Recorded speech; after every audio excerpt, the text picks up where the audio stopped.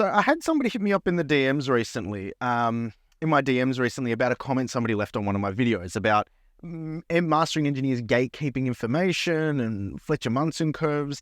It's a little bit more detailed than that, so I'll give it the respect of actually reading through the comment and then give my thoughts, especially on this whole Fletcher-Munson curve thing and gatekeeping with mastering. Here's the comment.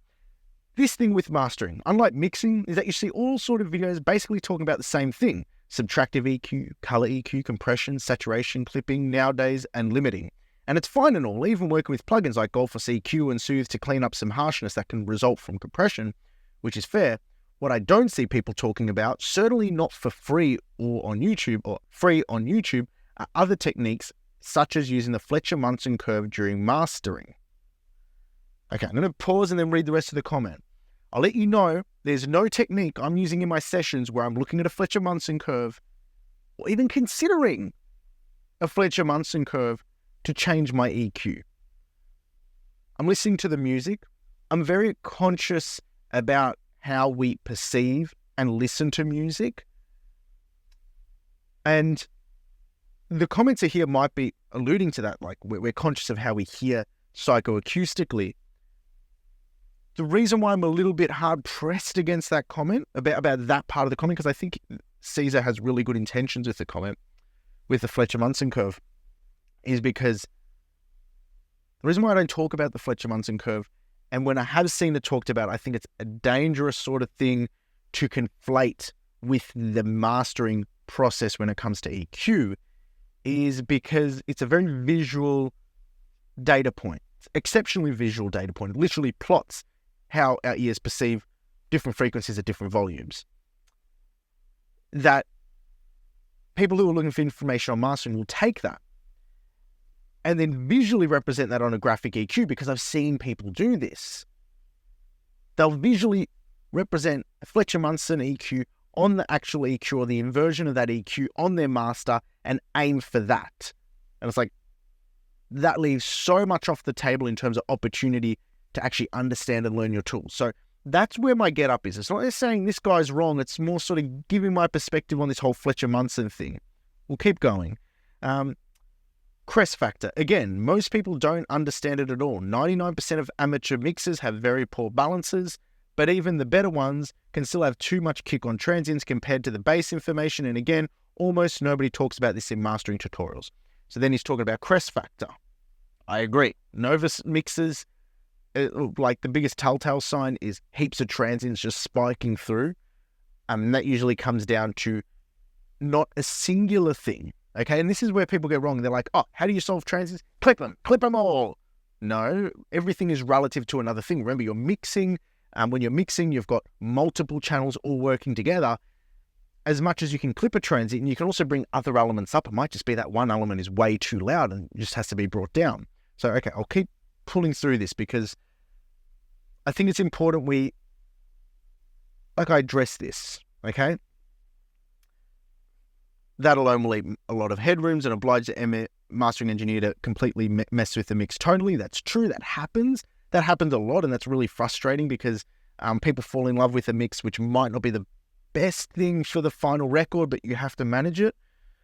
I'm not hearing anything about psychoacoustics, predominantly on how to bring a certain frequency range into focus. Okay, so this is fun. Like, psychoacoustics is an interesting study. I'm going to say this because I'm not going to defend myself here. Not that he's attacking, but I'm going to observe something. I'm not well studied in psychoacoustics. I'm well studied in listening to music, understanding it, and listening to music all day, to the point where after listening to thousands and tens of thousands of songs and having had probably hundreds of thousands of hours in the studio, that it's a sensibility I have, or all mastering engineers have. Mastering engineers sell their experience, and it's hard for me to quantify sometimes what I'm hearing, and maybe that's on me, but that's just me generally saying, I don't know, it's sometimes just a learned skill. It's really hard for me to talk about something specific I'm hearing and just my intuition, that's the word, the intuition to make a certain change in a master, just because I know that will work based on so many thousands of times having went through the process and achieving certain things. That's sort of a really hard one to articulate in a video, especially on YouTube, or just without actually being in the room and feeling it. Like that's really another thing. I wish I could get people in the room. And this happens, and this is the fortune of some of the clients who work with me here in Melbourne. They get to come into the studio. I can crank the speakers, we can feel it, we can get it in our gut, and through intuition make changes. And that's something you can't do on YouTube. I can't reach out of the screen right now and turn the volume all the way up when I'm meant to be telling you should be cranking the speaker so you can feel what I feel. That's a little bit hard. Let's get back to the comment. And how to predominantly on how to bring certain frequency ranges into focus. For me, predominantly on how to bring certain frequency range into focus. I want to comment on that by just saying use an EQ. That's really smart ass of me, and it's not me trying to be rude. It's me trying to say there's not a lot of context to that sort of comment on, well, bring a certain frequency range into focus. What's happening in that frequency range? How many instruments are there masking one another? What are the dynamics like? What's the arrangement like? It's a little bit hard to comment on that, so I probably might leave that off the table to comment on. Nothing about band selective compression with tools like DS1 MK3. I don't know much about that.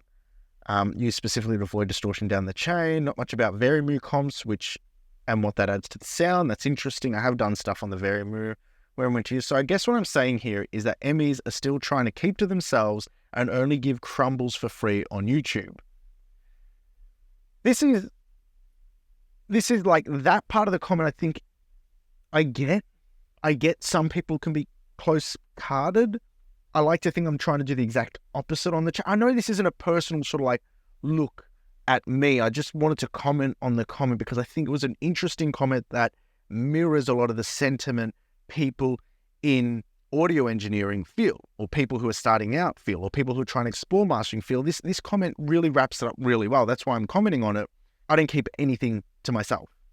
I don't give crumbles out for free on YouTube. I try to give out everything for free on YouTube.